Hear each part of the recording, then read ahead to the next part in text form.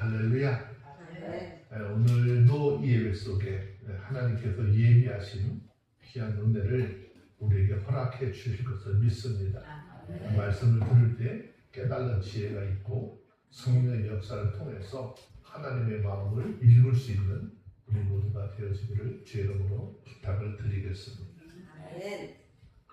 우리가 살고 있는 이 시대는 굉장히 좀 다양한 변화 속에 진행이 되다가 이제는 자신들이 무엇을 얼마만큼 이루어놨느냐라고 하는 성과를 가지고 이야기하고 그 성과에 의해서 어떤 사람들에게 자신을 평가받는 이런 시대가 좀 되어진 것 같아요.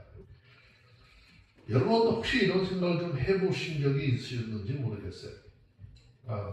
내가 좀 괜찮은 사람이지. 또 내가 이만큼 나는 일을 했으니까 뭐 내가 속해져 있는 공동체 안에서 이 정도는 큰 소리 치고 무언가 요구해도 당연해. 그러면서 내가 이만큼 했다는 것에 대해서 누구도 인정해 줘야 돼. 사람은 물론 하나님께서도 인정해 주셔야 하는 거 아니냐라는 이야기를 하는 사람들이 많이 있습니다. 우리가 깊이 생각을 해봐야 될 것은 사람의 우리 마음속 깊은 곳에 누구나 높아지고자 하는 마음이 다 있다라는 것이죠. 그래서 자신은 다른 사람보다 더 인정받고 싶고 또 자신의 한 일을 다른 사람들한테 더 빛나기를 원하고 사람들에게 괜찮은 사람, 좀 잘난 사람, 성공한 사람으로 보이고 싶은 욕심들이 우리 인생의 내면 속에 그대로 다 깔려져 있습니다. 물론 그 자체가 나쁜 것은 아닙니다.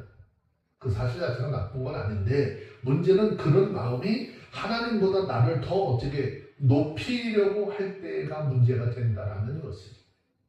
마치 내 인생이 내가 주인인 것처럼 착각할 때 하나님도 없이 잘 살아갈 수 있다고 느낄 때 바로 그 순간이 우리에게 그리스도인들에게는 가장 위험한 삶의 순간이라는 것이죠. 이것은 신앙 안에 있는 사람들뿐만이 아니라 세상의 권력자들에게도 동일하게 주어지는 말씀입니다. 그런데 오늘 본문은 그런 위험한 교만의 끝이 어떤 모습인지를 우리 가운데 잘 보여주고 있어요. 물론 지금 본문에서 이야기하는 것은 이 당시에 바벨론 왕이라고 하는 사람에 대한 이야기이지만 사실은 우리의 마음속에 깊은 곳에 있는 이야기이기도 한 것이죠. 그래서 본문 안에서 말씀을 이렇게 교제할 때 우리 모습들을 돌아보고 또 하나님께서 주시는 큰 은혜가 임하기를 주의 이름으로 부탁을 드리겠습니다. 하나님 앞에 겸손한 마음을 가져야지 하나님께서 주신 은혜를 은혜로 간직할 수 있는 것이지 교만한 마음을 가지면 하나님께서 주신 은혜를 은혜로 간직할 수 없어요. 자, 4절, 5절, 2절 말씀을 먼저 좀 볼까요? 읽습니다. 이사야서 14장 4절, 5절, 2절 읽습니다. 시작. 너는 바벨론 왕에 대하여 이 노래를 지어 이르기를 학대하던 자가 어찌 그리 그쳤으며 강포한 성이 어찌 그리 폐하였는고 여호와께서 악인의 몽둥이와 패권자의 코를 꺾으셨도다 그랬어요. 이 말은 장차 회복될 이스라엘에게 도르라고 하신 바벨론의 멸망의 만가라고 하는 그런 뜻을 가지고 있어요. 첫 부분이에요. 만가라고 하는 말은요, 원래 어떤 뜻이죠? 만가라고 하는 것은 사람이 죽어서 묻으러 갈 때 어디 뭘 메고 갔어요? 옛날에 상여 메고 나가잖아요. 상여를 메고 나갈 때 하는 소리였어요. 또는 죽은 사람을 애도하는 노래나 그다음 노래 가사를 의미하는 것입니다. 그렇다면 이 말은 한마디로 이야기하면 어떨까요? 하나님께서 근동의 가장 큰 권력자였던 바벨론의 모든 권력을 꺾어버리심으로써 파멸에 이르게 할 것이다 라고 하는 것을 보여주시는 장면인 거죠. 그렇다면 왜 하나님께서는 바벨론의 권세를 꺾어서 그들로 파멸에 이르게 하셨을까? 이유는 한마디로 말하면 그들의 하나님 앞에서 행한 악 때문인 것이죠. 그리고 좀 더 구체적으로 말하면 그들의 교만함 때문입니다. 바벨론의 모든 악은 어디서 시작되었느냐? 교만함에서 시작되었기 때문에 하나님은 그들을 멸망시킨 이유 또한 교만이라고 할 수 있는 것이겠죠. 그런데 바벨론이 왜 이렇게 교만하게 되었는지 그 이유를 살펴보면 그들이 참으로 어리석었다라고 하는 것을 알 수 있습니다. 바벨론이 교만하게 된 것은 그들의 강력한 힘 때문이었어요. 그 당시 자기들이 가지고 있었는 아주 강력한 권세 때문이었습니다. 그들은 나라가 강성하여지자 자기들 위에는 아무도 없는 줄 알고 지극히 교만해졌었다는 것이죠. 그런데 그들이 강성해진 것은 하나님께서 그들을 통해서 뜻한 바 목적을 이루기 위해서 권력을 잠시 빌려주신 것에 하나지 않아요. 잠시 권력을 빌려주신 것에 그치는 거예요. 다시 말씀을 드리면 바벨론은 그들 스스로 힘이 강성해져서 우리가 이 정도 권력을 누린다라고 생각을 했겠지만 역사를 돌아보면 그들은 본래 작은 도시의 국가에 지나지 않았었습니다. 그러한 그들이 강성하여져서 하나님께서 그들에게 힘을 공급하여 주신 이유가 뭐냐? 하나님의 뜻이 그들 통해서 이루시도록 하기 위한 것이죠. 그런데 그들은 그처럼 하나님께서 베풀으신 은혜를 깨닫지 못하고 오히려 교만해서 심지어 이사야서 14장 13절 14절 보니까 뭐라고 그랬어요? 내가 하늘에 올라 하나님의 묵별 위에 내 자리를 높이고 내가 북극 지표 산에 앉으리라. 가장 높은 구름 위에 올라가서 지극히 높은 자와 어떻게 해요? 같이. 그래 하나님께서 그들에게 빌려주신 권세를 도로 어떻게 할까요? 회수하겠죠. 그리고 바사에게 주시고 지극히 교만해진 바벨론을 바사를 통해서 다시 심판하신다. 이처럼 하나님께서 베풀으신 은혜를 잊어버리고 교만에 빠지고 그로 인하여 파멸에 이른 바벨론의 모습이 얼마나 어리석느냐라고 하는 것입니다. 그런데 이 세상에는 이러한 바벨론과 같이 하나님께서 베풀으신 은혜를 잊어버리고 교만에 빠지는 자들이 너무나 많이 있다는 것입니다. 제일 위에 정치하는 한 나라의 통수권자들로부터 시작해서 각 기관의 장이 되어지는 이런 사람들. 그리고 예수를 믿는 그리스도인들 역시도 이 문제에 있어서 쉽게 넘어진다는 사실을 확인해 볼 수 있는 것이죠. 우리 자신의 신앙이 하나님의 말씀을 해서 깊이 성찰해 봐야 하는 것이죠. 행여 하나님께서 베푸신 물질이 하나님께서 우리에게 주신 건강이 또는 어떤 지위가 자녀가 어느 순간에 자기 자랑은 되지지 않았느냐라고 하는 것입니다. 겸손히 하나님의 뜻을 따랐던 사람들이 그 자리에서 벗어나서 은혜로 받은 무언가를 내세우는 교만한 삶을 살고 있지 않는지 돌아봐야 한다는 것입니다. 성경은 고린도서 3장 5절에 보면 이렇게 말씀하고 있습니다. 우리가 이 세상 살면서 일하는 것이나 행하는 것, 또 모든 것들 내가 만족히 여기는 것, 내가 스스로 얻어낸 거가 만들어낸 것이 아니라는 거죠. 자, 고린도후서 3장 5절 찾으셨으면 우리 함께 한번 읽어볼까요? 읽습니다. 시작. 우리가 무슨 일에든지 우리에게 난 것 같이 생각하여 스스로 만족할 것이 아니니 우리의 만족은 오직 하나님께로서 나느니라 그랬습니다. 하나님께서 베푸신 은혜를 망각하고 오히려 교만해진 이 바벨론의 실패를 교훈 삼아서 항상 은혜를 베푸시는 하나님 앞에 감사하며 받은 바 은혜에 합당한 삶을 살아가는 복된 하나님의 사람들이 다 되어주시기를 주의 이름으로 부탁을 드리겠습니다. 아멘. 잠시 전에 고린도서 3장 5절에서 우리가 함께 읽었던 것처럼 여러분 우리의 삶 속에 지금 뭐 누리게 하고 활동하게 하고 삶을 살게 하는 건 다 하나님께서 주셔서 누리게 하시는 거예요. 아멘. 건강도, 재물도, 그죠? 아멘. 사회적 지위도 하나님께서 다 주셔서 누리게 하시는 겁니다.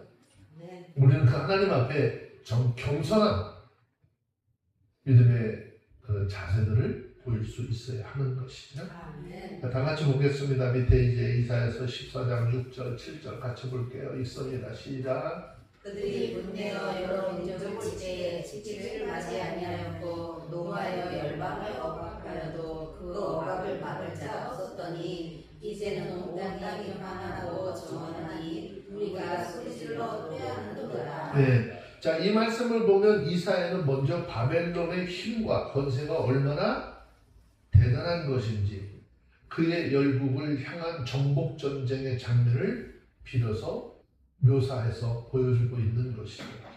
이사야서 14장 6절에서 볼 수 있듯이 바벨론의 군대는 주변의 모든 민족들을 다 치되 그것을 쉼 없이 계속해서 온 땅, 모든 나라, 모든 백성을 향해 그 손을 폈다라는 말씀을 했습니다. 그런데 그들의 힘과 권세가 너무나도 강하여서 이를 막을 자가 없었다는 거예요. 그런데 이 바벨론의 힘과 권세는 그야말로 이 당시에 세계 최강이라고 할 정도로 막강한 것이었고 그 권세를 꺾을 자가 결코 없을 것처럼 보여졌어요. 그러나 이어지는 17절의 말씀을 보시면 그토록 땅을 휩쓸고 다녔던 바벨론, 온 세상을 요동하게 하고 여러 민족, 여러 나라들로 고통의 수렁에 빠뜨렸던 바벨론이 순식간에 멸망하게 되었다는 것을 보여주고 있습니다. 그래서 온 땅이 평온케 되고 바벨론에 의해서 억압받던 많은 백성들이 환호를 지르며 노래하게 되는 장면을 보여주고 있습니다. 이것은 그야말로 아무도 예상하지 못한 일이라고 할 수 있겠죠. 여러분 한번 생각해 보세요. 그토록 강대했던 바벨론, 그토록 무시무시한 힘과 권세를 지녔던 바벨론이 순식간에 무너질 것이라고 누가 상상이나 했을까요? 그런데 바벨론의 힘과 권세는 마치 거품에 있다가 순식간에 꺼져버리는 것처럼 허무하고 덧없이 몰락하고 말았다는 것이죠. 그렇다면 일이 어떻게 이루어졌을까요? 어떻게 이루어졌을까요? 성경은 이 사실에 대해서 다니엘서 5장 18절로 31절의 말씀을 쭉 보시면 여러분들 잘 알고 있는 말씀에 그들이 하나님을 두려워하지 않았어요. 자기들 권세, 자기 능력에 취해가지고 하나님 어떻게 해요? 성전에서 하나님 앞에 제사 드리던 그런 기병들을 가져와가지고 술 파티하는 데 앉아가지고 우리는 누구보다 세다는 거예요.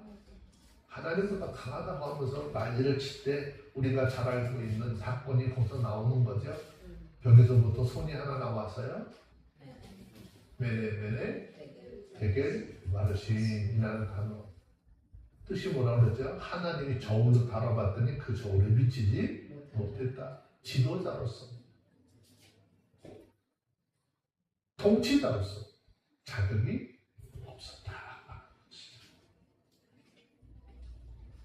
하나님을 두려워하지 않고 악을 자행함으로써 하나님의 심판에 따라 이와 같은 결과가 이루어졌다라고 증거하고 있습니다. 이러한 대제국 바벨론의 멸망은 사람의 이성으로 설명할 수 있을까요? 사람의 이성으로 설명하기가 불가능합니다. 이 일은 당시에 바벨론의 군사력이 그들을 침략해 왔었던 메데 바사 연합군에 충분히 어떻게 해요? 대적해도 능가할 만한 군사력을 가지고 있었다고 하는 점은 부인할 수 없는 거예요. 근데 왜 이렇게 무너졌느냐? 이 일에 관련해서 이 당시에 유력한 역사가였던 사람이 크세노폰이라고 하는 사람과 그 헤로도토스라고 하는 사람이 있는데 이 사람들의 증언에 의하면 바벨론의 함남은요 납득할 수 없는 그 사회의 방탕과 방심에서 비롯된 것이다라고 역사가들이 이야기를 하고 있습니다. 이 당시에 자기네들이 너무너무 어떻게 해요? 강대국이 되어다 보니까 바벨론 제국이 침략군이 어디에 있는지에 대해서 관심이 없었다는 거예요.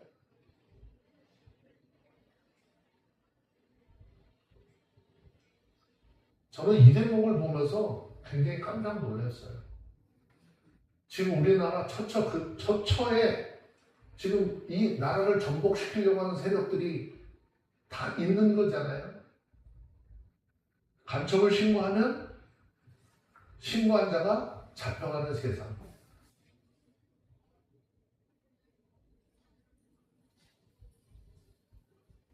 또 중요한 문제는 수도 바벨론 성에 왕이 밤중에 죽임을 당했어요.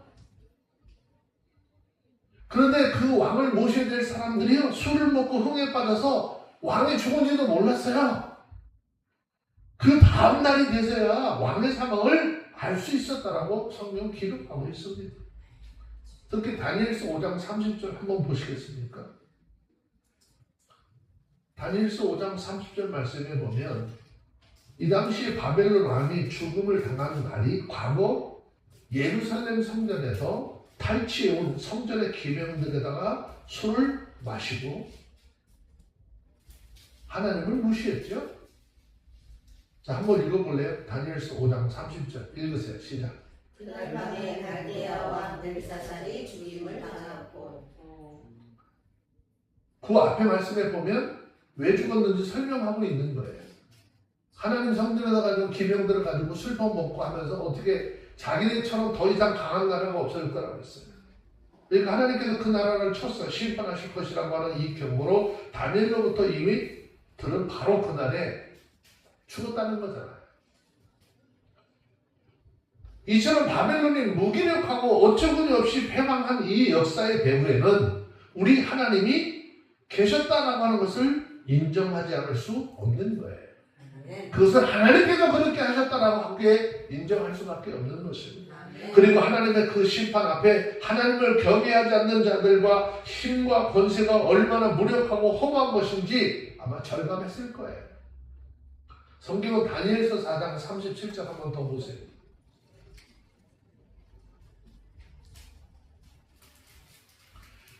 바벨론을 누가 크게 하셨다고 그랬어요? 누가 강하게 하셨다고 그랬어요? 하나님께서 그렇게 하셨다고 그랬잖아요. 근데 바벨론 왕은 뭐라고 그랬어요? 다니엘서 4장 37절 한번 읽어봅니다. 시작. 그러므로 신나라 느부갓네살이 하나님의 왕을 찬양하며 칭송하며 존경하노니 그의 일이 다 진실하고 그의 자신이 의로우시로 도로 이만하게 행하는 자를 그가 힘에 낮추시니라. 네, 36절로 넘어가서 한번 더 보세요. 네, 다니엘서 4장 36절 한 절 더 보세요. 시작.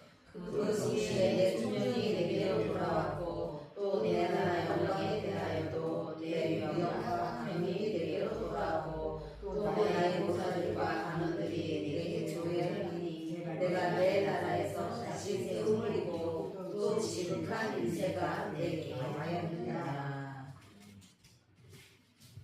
이 하나님이 필요에 의해서 세운 이가 하나님이 어떻게 해요? 없어요. 모든 것은 누가 했다는 거예요? 자기 힘으로, 자기 능력으로 그렇게 했다라고 하는 거예요.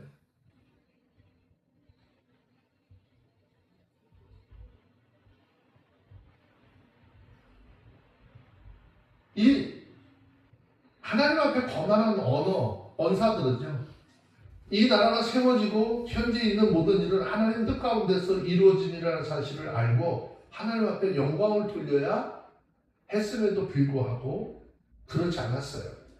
자기의 능력이고 자기의 힘으로 되어진 줄로 알았다는 거예요.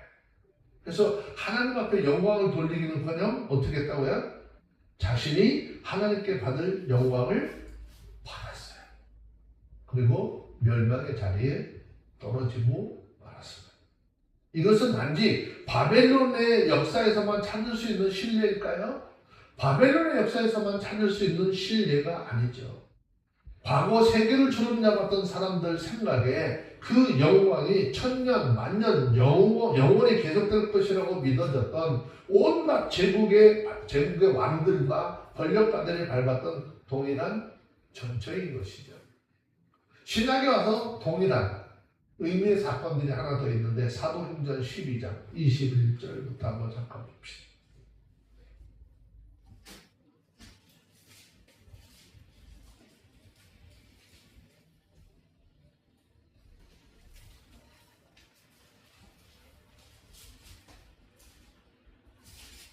찾으셨으면 한번 읽어볼게요. 읽습니다. 시작. 사도행전 12장 21절, 22절, 23절 읽습니다. 시작. 당시 나를 택하여 왕복을 입고 위에 앉아 백성을 보유하는데 백성들이 크게 이르되 이것은 신의 소유로 하나님의 성전을 하나님을 헤롯이 영광을 하나님께로 돌리지 아니하므로 주의 사자가 오시니 충이 먹어 죽으리라. 아멘. 어느 날 자기의 거룩한 능력을 어떻게 해요? 나타내기 위해서 은으로 도배된 아주 멋있는 옷을 입고 왕자에 앉았으니 햇빛이 딱 비칠 때 그 반사하는 빛이 얼마나 멋있었을까요? 옆에 있는 사람들이 좋은 얘기 하지 않아요. 아, 왕의 목소리가 뭐 천상의 소리 같고.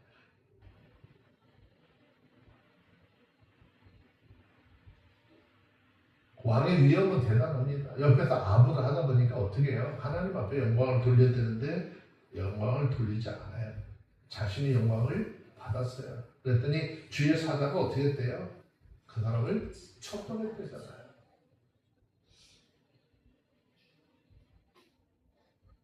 이 사실은요, 오늘날 우리가 무엇을 구하든지 무엇을 세우든지 하나님의 영광을 나타내는 터 위에 있어야 한다라고 하는 것을 보여주고 있는 것입니다.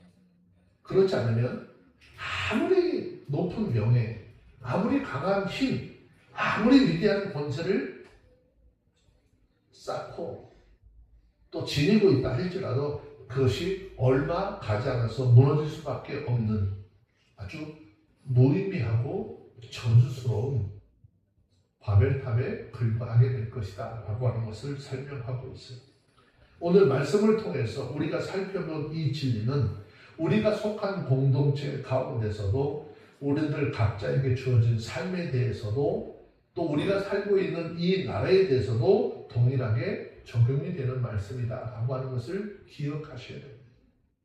국가나 민족 아니야 어느 단체든지 더 강한 힘과 권세를 소유하여서 더 큰 영향력을 끼치고자 동분서주하는 것은 세상을 보면 아주 자연스러운 행동일 수도 있습니다. 이런 일에 개인의 삶에 있어서도 마찬가지로 적용되는 것이라고 할 수 있겠죠. 그러나 그 모든 것은 하나님을 경외하는 신앙, 하나님과 동행하는 경건에 기초를 두고 있어야 한다라고 하는 거예요. 아멘. 그럴 때 그 공동체도 그 인생도 반석에 세워진 집처럼 어려움과 시련의 풍파 앞에서도 흔들리지 않고 복되고 아름다우며 견고하게 세워질 수 있다라는 것입니다. 아멘.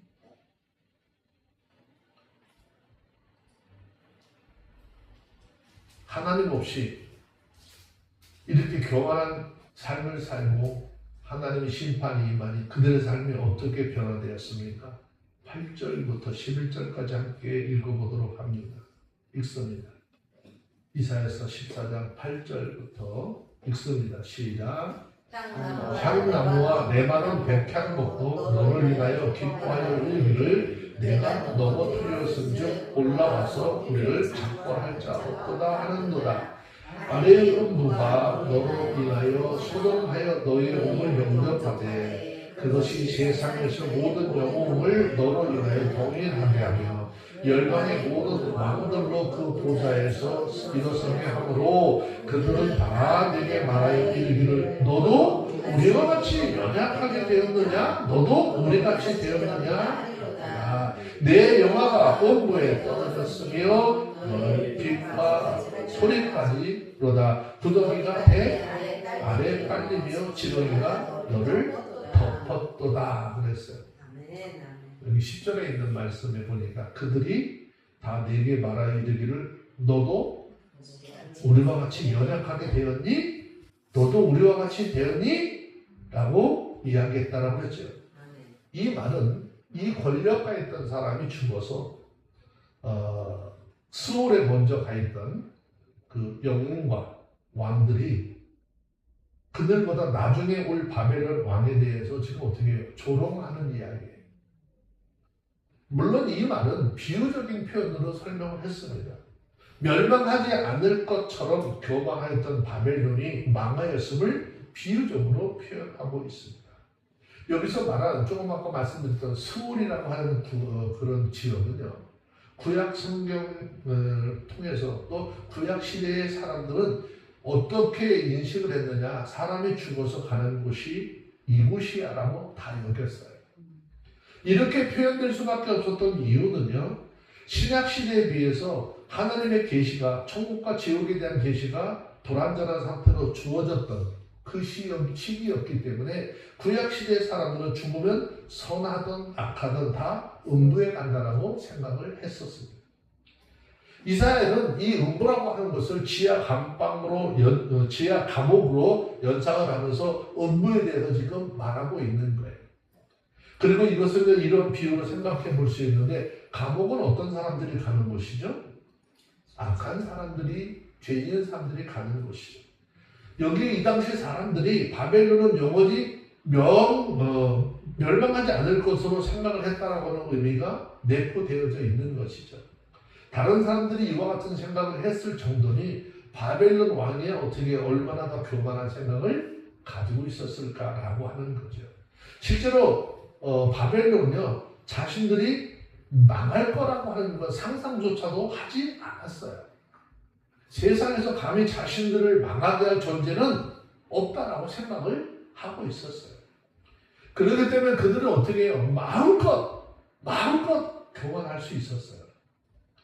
자신들의 위치를 하나님의 자리에까지 올려놓고 말았습니다.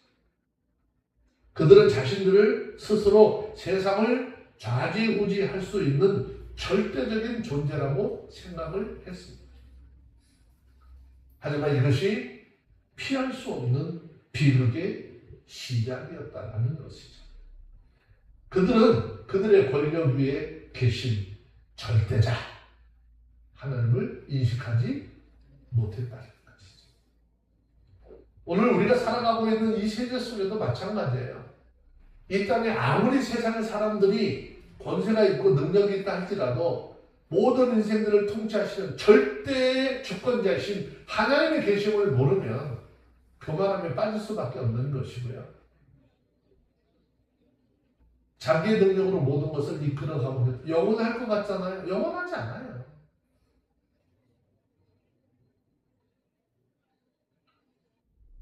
이 사람들은 하나님의 뜻대로 나라를 세우시기도 하고 멸망하기도 하신다는 사실을 깨닫지 못했어요. 그들이 하나님의 통제하에 있는 존재라는 것, 자신들의 권력에는 분명한 한계가 있다라고 하는 것을 인식하지 못했습니다. 바로 그러한 무지가 그들로 교만하게 하고 그로 말미암아 수월의 맨 밑바닥까지 떨어지게 된 것이죠. 즉 흔적도 없이 사라지는 운명에 처하게 된 것입니다. 자, 우리가 여기서 아주 중요하게 좀 생각을 해봐야 되는 것이죠. 중요한 것을 좀 발견하게 되는데 8절에서 9절에 있는 말씀, 바벨론 왕이 죽어서 스올, 즉 죽음의 세계에 들어갔을 때 먼저 죽어서 그곳에 있던 자들이 어떻게 해요? 막 들썩였어요. 얘가 왔다 그러니까는 막 들썩였어요. 일어서면서 누가 들어오는데 보니까 쟤 누구였었지? 자기들을 멸망시키고 큰 힘과 권세를 가지고 누렸던 너도 왔어? 너도 왔어? 에이, 너 지금 보니까 우리하고 뭐 별 다를 게 없어. 그냥 똑같네 하며 지금 조롱하는 말이에요. 이사야는 비웃는 방식으로 지금 이것을 전개하고 있는 것입니다. 세상에서 그토록 높아지려고 애쓰던 자가 결국 그 삶의 환경이 어때요? 구더기와 벌레 아래 누워있게 되었다라고 하는 것이에요. 더욱 충격적인 말씀이 11절이잖아요. 11절 한번 더 볼까요? 시작. 내 영화가 온부에 떨어졌으며 너의 비파 소리까지로다. 구더기가 내 안에 깔리며 지렁이가 너를 덮었도다. 여러분, 이것보다도 더 적나라한 표현이 어디 있겠어요? 이것보다도 더 처참한 삶을 표현하는 표현이 어디 있겠느냐고요. 이것은 자신에게 있는 세상적인 권력으로 자기 힘으로 삼고 마치 세상에서 신처럼 군림하던 또 자기를 높였던 그런 인물이 최후에 어떻게 되었는지를 보여주고 있는 거잖아요. 그가 가졌던 부, 권력 다 사라졌어요. 남은 건 썩어가는 시체와 같은 존재다라고 하는 것인데 너무 끔찍하죠. 그런데 이 말씀은 우리에게 이렇게 묻고 있는 거예요. 이 당시에 바벨론 왕에게만 묻는 것이 아니라 이 시대를 살아가는 우리에게도 동일하게 묻고 있습니다. 너희도 그 자리에 가고 있지 않니? 너의 삶의 목표가 지금 무엇니? 여러분, 사람 앞에서 인정받고 높아지기 위해서 애쓰는 삶이라면 결국 바벨론 왕과 같은 결말을 피할 수 없다라고 주님 말씀하시는 거예요. 사람들이 왜 교만해지죠? 자신의 한계를 인식하지 못하기 때문이에요. 대통령이 되면 뭐든지 자기 마음대로 다 할 수 있을 것 같았죠? 안 되는 일이 더 많은 거예요. 자신의 생명의 한계, 능력의 한계, 지식과 힘의 한계, 자신이 가진 재물로 할 수 있는 일의 한계, 인식하지 못하기 때문에 교만해지는 거예요. 특히 우리들 삶의 주변에 정말 표현하기도 좀 그렇지만 코딱지만한 그런 무슨 권세만 주어지기만 하면 그걸 가지고 얼마나 갑질을 하려고 하는지. 그게 인생들의 삶의 현장이잖아요.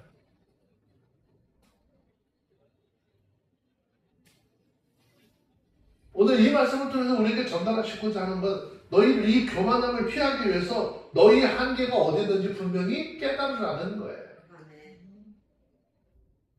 특히 우리는 하나님께서 우리의 생명을 거두시면 결코 경험할 수 없는 한계를 가지고 있음을 분명히 인식하라는 거예요.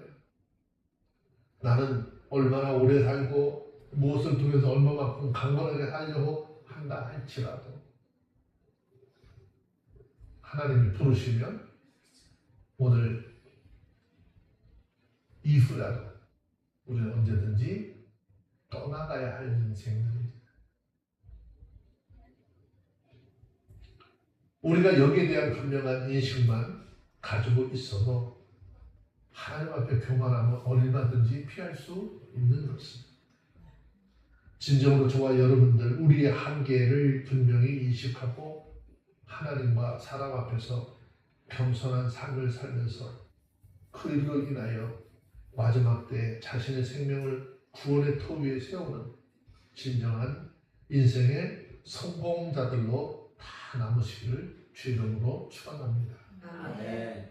내 삶의 주변, 내가 가지고 있는 것, 내가 행할 수 있는 것 하나님께서 허락해 주시고 하나님께서 무엇인가 그것을 통해서 이루시고자 하는 계획이 있음을 기억하시고 우리 모두가 있는 자리에서 하나님의 뜻을 깨닫고 최선을 다하는 모두가 되어주시기를 주의 이름으로 축원합니다. 기도하겠습니다. 하나님 아버지, 오늘도 저희를 예배의 자리로 불러주시고 주의 말씀으로 우리 마음을 비춰주셔서 감사합니다. 하나님, 주님 앞에 참 부끄럽지만 우리의 삶을 돌아보면 참 자주 높아지려고 합니다. 남들보다 더 인정받고 싶고, 내가 한 일에 대해서 박수받고 싶고, 사람들 눈에는 괜찮은 사람으로 보이고 싶어서 애쓰며 살아갑니다. 그런데 그 마음이 점점 커질수록 하나님이 보이지 않고 내가 주인처럼 행동할 때가 너무나 많았음을 고백합니다. 주님 용서하여 주옵소서. 우리 안에 잠은 이 교만을 인정합니다. 하나님의 뜻보다 앞서려고 했던 마음, 하나님 없이도 괜찮을 거라고 착각했던 순간들, 주님 이 시간 주님 앞에 다 내려놓습니다. 오늘 말씀처럼 우리 스스로 만든 높은 자리가 무너질지라도 그 무덤 속에서 하나님의 은혜가 시작되게 하여 주옵소서. 자존심보다 주님의 뜻을 따르게 하시고 사람들의 시선보다 하나님의 시선을 더 의식하게 하시고 내가 세운 계획보다 하나님의 계획에 순종하게 하여 주옵소서. 낮아지는 것이 두려울 때에 주님이 우리를 붙드신다는 사실을 잊지 않게 하여 주옵소서. 오늘도 다시 고백합니다. 예수님, 내 인생의 주인은 내가 아니라 우리의 구원자이신 주님이신 것을 고백합니다. 내 마음의 왕자에 주님만 앉으시고 우리는 주님 앞에 겸손히 엎드리겠습니다. 이 고백을 예배로 삶으로 살아내게 하여 주시고 영원한 천국에 하나님 나라에 들어갈 수 있는 복된 심령들 되게 하여 주시옵기를 우리 주 예수님의 이름으로 기도합니다. 아멘.